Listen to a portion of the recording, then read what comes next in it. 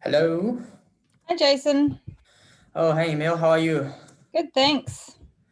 Okay, good. How's the auction going? I think you told me you had auction last Wednesday. How's the auction going? Oh, we had to delay the auction. It's not Yeah. looking great. Um, Okay. yeah, I had a few bidders, but yeah, like it's such a tricky property. Like people have to wait for Mm, finance or wait for council, and mm. um, yeah, so no bidders, and then I had to postpone it rather than just cancel it. So Oh, so you have to cancel it. yeah, I should have been really clear when you said, "What are your dreams? What do you want?" I should have added a few extra Yeah. words or phrases like, "I want the property to sell," and I should have added easily and effortlessly. I forgot that part. Yeah. So okay, what happened? What's the reason why the seller have to cancel it? So I think it is, if you're looking at two sides, if you're looking at it from a theory point of view, then yeah. there's things I should have done and I could have done better and I should have done it Mm, quicker. And then if you're looking from another point of view, like, mm, yes, kind of a similar thing. I should have done more. With the buyer side, they're waiting for like feedback from council about what you can and can't do on the property. And I know mm, this is a huge problem because I know council doesn't even know what to do with the property or what should be done. mm, Or so, yeah, that's a bit of a headache. And then mm. others, yeah, typical, like want finance and all that type of stuff. Okay. Okay. So yeah, because the council and the buyer, okay, the finance. Yeah. So okay, so if you don't sell the property, what happens? So is the vendor going to sell next year or Well, if the property doesn't sell, I don't want this one to go like yeah, down, like where I lose the listing yeah, or the owner goes and sells it on his own. I'd rather have two options: to round up some people and like buy it ourselves, or convince, which is also convince one of the owners to purchase and be involved in a development or being, yeah. what kind of property? What kind of property are you selling? It's it's basically land. It's 50 acres Okay. of land. There's a really old house, but it's a tear-me-down. And Mm, it's quite unique because it's a significant piece of land that is linked back to our tourism, like within our yeah, area. And yeah. whoever the purchaser is will have a huge impact on what our town becomes or what this whole region becomes as well. So Mm. it's very complicated. So who will be the best buyer for that land? I mean, I don't think that's going to be the residential property. Looks like it's old property and it's big block land. So at least regional area. So who will be the best people to buy it, you think? I'm not sure because like I find it, because I'm a bit spiritual and a bit Yeah. strange. Like I've had like, yeah, I've got to be careful what I say or what I think. But I don't know the answer, to be honest. Like I Well, because just based on my experience, because I did a diploma boho program, I joined before you, so I joined back to 2018. Yeah, pretty much 2019. So I cancelled most of her program, and also my family have investment problem as well. So based on what I know, looks like that's going to be either it's going to be used for development or subdivision. Yeah. Yeah, What I'd like to see is development to go ahead so people could actually enjoy it, like enjoy yeah. the view. But the offset, because it's like there's some environmental factors there. Like they're very close by. We have some rare birds apparently, Mm, that they say that this is a location they come and they're really rare. And then there's environmental. But I think if mm, you can neutralize that, like by separating, like I'm really big on this well, I'll say quadrant because as I came onto Zoom, there was actually something mm, about quadrant, but it is the power mm, of four. And so mm, if they can first, yeah, this is what I mean. My mind goes everywhere and gets too complicated. But mm, basically, if they can remove the environmental to the other side of the waterways where it makes more sense to make that the preservation and we protect wildlife and we have that all separate. And then mm, this part could be utilized easily for us, for humans and peace of like having a nice place to live and things like that. Or it's tourism zone. So one of the neighboring developers, he wanted to change it to residential because from an investor's point of view, then development like for residential is going to have the best return. They'll make more money.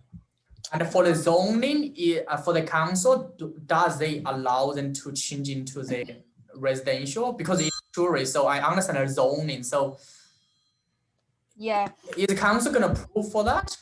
Well, this is the thing, and I don't know, but I know that at the moment, the current zoning, and if we're talking about the property and me as a real estate agent, not trying to fix all the world's problems, then that's what it is. It's tourism zoned, and that's what it was designed for, and that's what it is now for this moment in time. I do know that one of the neighbours wanted to change it to residential, and from my understanding, I've heard or someone might have said it, I can't remember where, that he was unsuccessful. Actually, he said it himself, that it was he was unsuccessful in residential.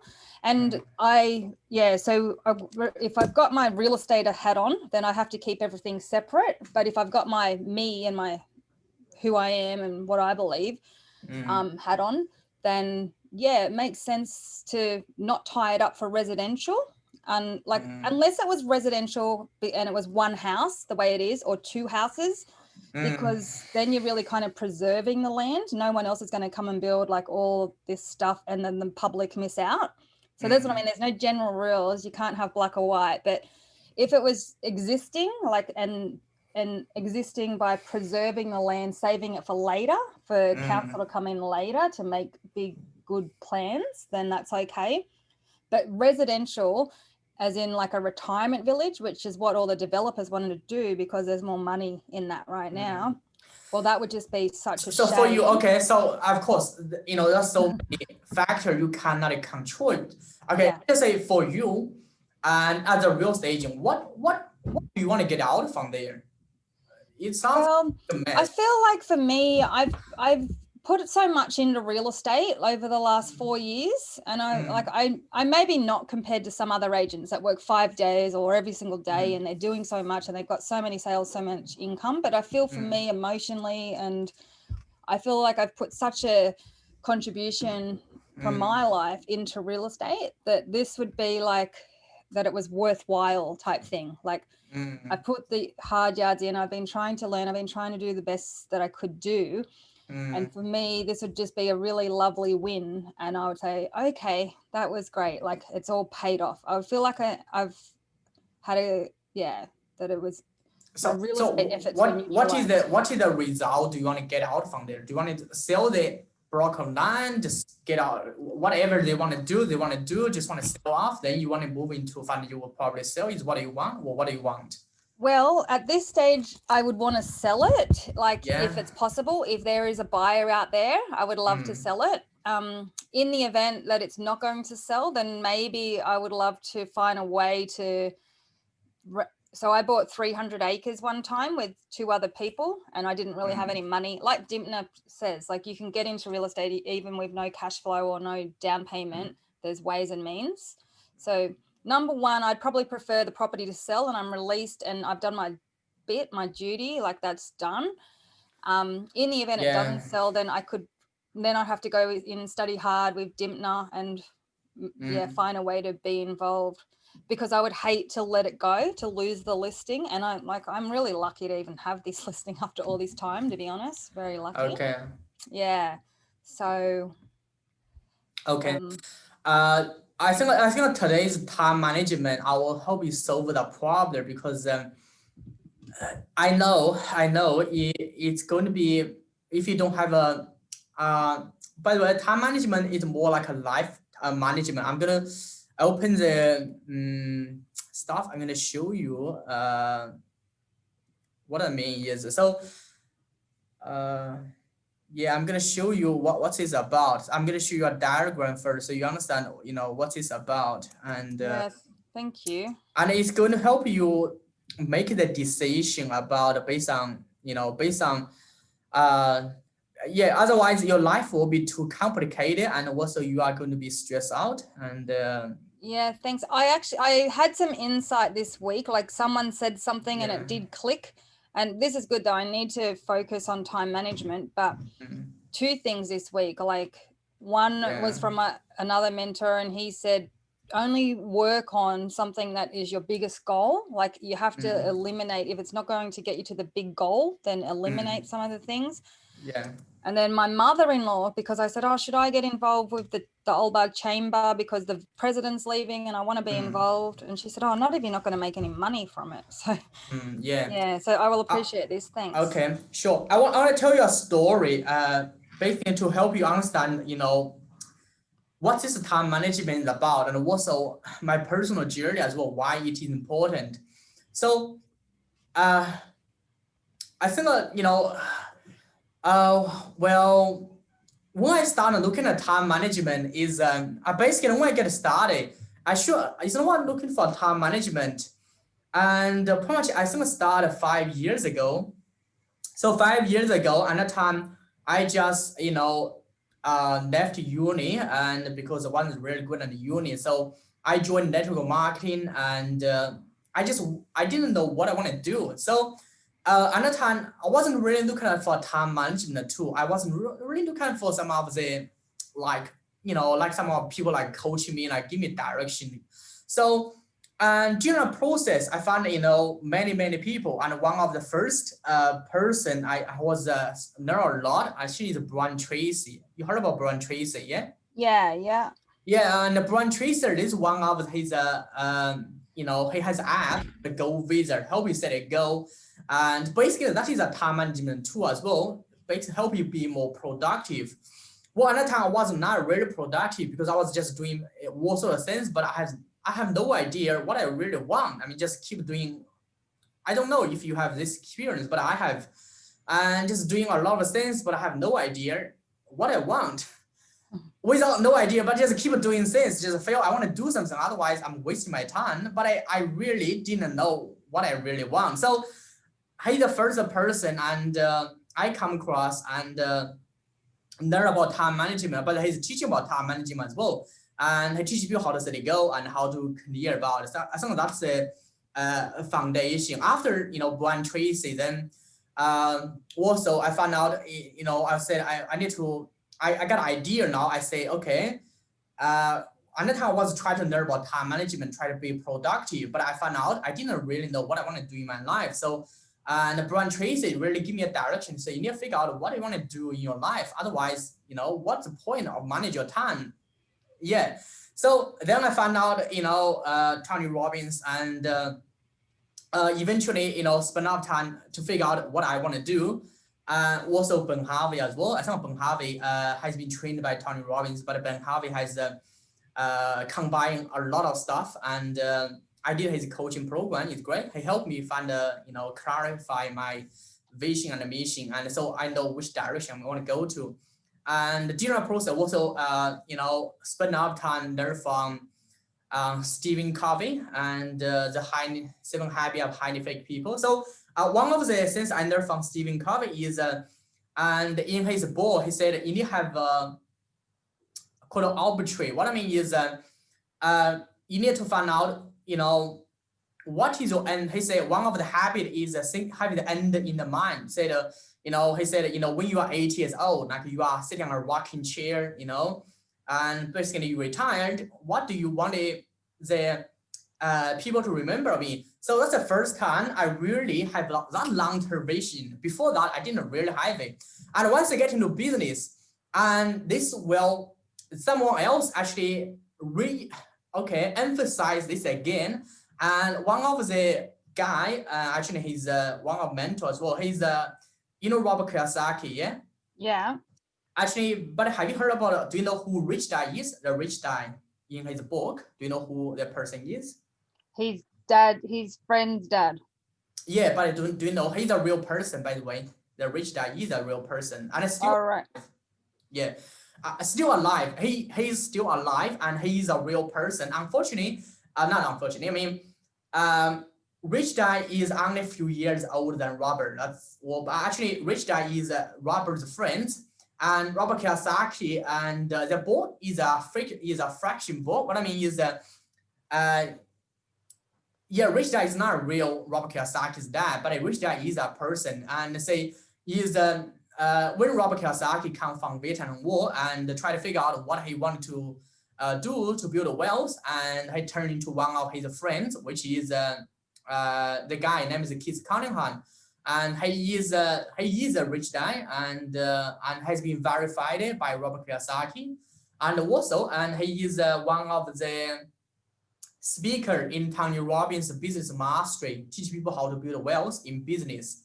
And so Keith Cunningham is a real rich guy. So once I know that, actually I bought one of his program as well, and he teach people how to build wealth using business, because that's what his expertise. And so in his program, there's one of the story he shared really helped me understand the reason why I think everyone in the business. I mean, in the past, I used to think about, okay, business is about financial freedom. Like most people join network marketing, they want financial freedom, they want passive income, they want to become multi-millionaire, all sort of things. By the way, his age is already like 72 or 73, 74 or 75 years old. So he has been in the business for over 50 years. So pretty much he has been many kind of business, so he know. So in his program, he shared one of the story just to help me clarify what's the real reason why we are in the business, especially for real estate agent as well. And this will relate to the time management. Of course, in his program, a lot of people say, he asked, what's the reason why you want to be in the business? In his program, is a recorded like live seminar, and the people will say, I want to be rich, I want to be wealthy, I want to be a multi-millionaire, I wanted to have a financial freedom, I wanted to have passive income, I wanted to do blah blah blah blah, all sort of things. And so, and he, in one of the story he shared really helped me understand the real reason why everyone should have that reason to be in the business. And he shared a story about Alfred Nobel. Do you know how Nobel Prize was invented? No. No, I can share the story. That's a story he shared with me, and so I'm happy to share. You can research about What's his name? Sorry. You mean the rich guy? His name? No, you just said the one that shared the story. Yeah, Keith Cunningham. He's you're still talking about Keith. Okay. Yeah. Yep. So okay, he shared story, and but he shared Nobel Prize, how Nobel Prize was invented. Nobel Prize? Yeah. Yeah. Yeah. So the story he shared about is back to, I think, 19th century, and during a time, actually the family of the Nobel family, they are most of them they are in the business. They're in what kind of business? They are so actually Alfred Nobel, his father is an engineer, chemical engineer, and his brother is an engineer as well. And say so at that time actually is a war in Europe, so civil war. So there are many wars in the country, fight each other. So Alfred Nobel actually he became very wealthy by one of his invention. His invention is a dynamite. Dynamite, the black power, and trying to. Okay, dynamite is has a basically it is kind of like the military weapon or powder, or you can use it and to kill people very quickly. So he invented one of the things called dynamite. Dynamite is basically is 10 times more powerful than black powder. Black powder is just one of the type of the weapon you put a bomb and then kill people. But the type of would machete guns be made out of that, or is that something different? No, something different. But it's dynamite. Dynamite, until he invented because because the military, because of war, and he invented. And not he invented. I also he was a businessman. So, and he opened up many factory. I think hundreds of factory to manufacture the dynamite, because that's going to replace the black powder, powder. So, so basically the bomb, the power of the bomb is just 10 times more powerful. And say what I mean is let's say you drop a bomb in before that, you can drop a bomb, maybe kill like 2 or 3 people. And if you use the dynamite he invented, you can kill hundreds of people at the same time. So he was very proud of his invention, by the way. And because he was invented that, and a lot of the king in the Europe, like a king of the France and the king of Russia, and become friends of him because they want to buy a lot of the weapons from him, then to win the war. So he became very famous, very wealthy, and really wealthy, and made a lot of money by selling the weapon manufacturing and sell, and also become very famous as well because you know, the king of the France, king of the Russia, or king of the England invited him to have a dinner to talk about, you know, how you can help me, you know, win the war. So he became famous, become very, you know, so one day, and he went to the Paris, and he was going to see the king of the France. And why? Because the king of France wanted to buy some of dynamite from him. He invited to Paris. So he went to Paris, and he lived in a, you know, like a 5-star hotel before, you know, before going to the, you know, we were going to see the king, and he lived there. And so in Paris at that time, most people, you know, only they get information from reading newspaper. And at that time, newspaper was invented, so people only can get information from newspaper. So at the time, you know, every morning, you know, everyone, you just buy some newspaper and read about it, know what's going on. They don't have internet, so. And so one day morning, he just, you know, bought a newspaper, and actually the newspaper of the Paris basically tells them about the world as well. And he read about it, and on the first page of the newspaper, it said, Alfred Nobel has passed away. And he was shocked. He said, you know, I'm still alive. I'm reading the newspaper. What happened? The newspaper said I'm passed away. And he said, yeah, he passed away. And he kept reading about it. And basically, he thought about it. He read the headline. Then he thought about, okay, maybe it's interesting, and maybe they made mistakes. And but what I found out, what are you gonna tell about it? And so it's basically like arbitrary. So basically, tell what people is going to talk about it after he passed away. So he thought about it, you know, people is gonna think about his, you know, genius. He invented the dynamite, you know, changing the world, and he's a brilliant engineer. And so he thought about it. He's going to get a lot of the, he's going to leave a great legacy, and a lot of people is going to remember him. And so he read his arbitrary. So he read about it, and he found out, and he didn't really like it, because on the newspaper said, Alfred is a mass murderer. What happened is he invented something called a dynamite, and that killed the person like faster than anything else before. So basically, it's a lot of criticizing, a lot of judgment about him, about the weapon he invented. So when we started reading about it, he became angry, and yeah. So he read about it. He thought about, okay, if I pass away, that's what people are gonna think about me.